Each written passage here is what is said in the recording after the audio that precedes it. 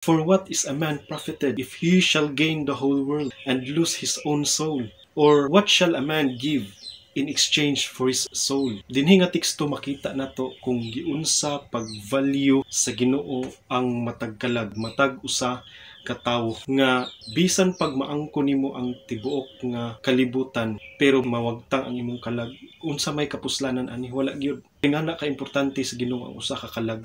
Ug mao nang gusto sa Ginoo nga mabutang sa atong nauna kung unsa ka precious, kung unsa ka bililhon sa iyang mga mata. Ingana ka importante sa iya ha. Sa atong kalibutan karon, mas gihimo na to gabaw nga bili ang mga butang dinis kalibutan kaysa sa usa ka kalag.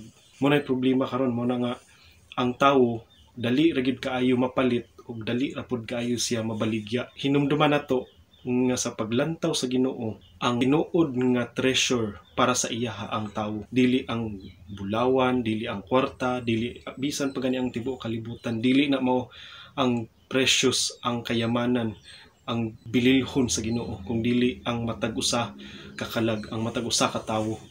Na kung mabutang na sa atong mind, di na kasi pangaway o masilo, di na ka magsig buhat og kadautan bisan pag huna-huna og dautan sa imong isig katawo. Kay kabalo man kang precious na sa Ginoo. Dawat nato si Kristo ug kana nga kinaiya maana apod sa ato mo na nga mulantaw ka karon sa tawo nga labaw pa sa bulawan, labaw pa sa tibuok kalibutan. Ingana nga ato ang hunahuna-on dapat nga ang treasure dili ang mabutang sa kalibutan kung dili ang tawo. Hinumdumi ang problema karon gihimo sa tawo ang kwarta nga treasure. Pero lantaw na to kung unsay naa sa kwarta. Nawong sa tawo. Sa kalibutan, ang kwarta ang treasure. Pero gipasabot na sa Ginoo nga ang tawo mao ang treasure. Mabasa man nato na sa Exodus. Mao pinakangilngig. Kanang mga animal lover din ha. Bantay na ang kinaiya. Kay basin maabot panahon nga mas higugmaon pa nimo ang hayop kaysa sa tawo. Mas ganahan pa ka nga maunsa ang tawo kaysa sa hayop. Mangaway tungod sa mananap. Bisan di na sa mananap, bisan sa mga butang, awayan makigpatay sa yuta, sa mga butang sa kalibutan, awayan makigpatay. Bantay na nga kinaiya ng mga animal lover din ha.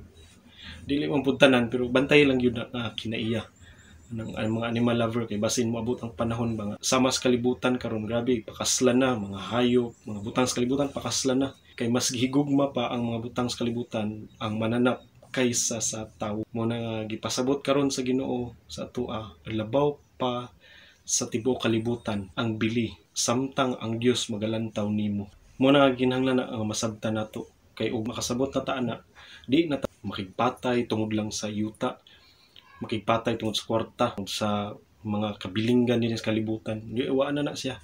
Kaya naman ang treasure karon sa imuha ang tawo na. So kaning ako pahinumdom ra pud ni nga ang Ginoo ang iyang treasure dili ang butang dinis kalibutan o bisan pa ang kalibutan kung dili ang usa ka tawo. Mao ni gihisgutan nga pag-lay up og treasure sa langit. Ang tawo nga mahatod nimo balik sa presensya sa Ginoo, mao na siya ang imuhang bituon sa imong purong-purong.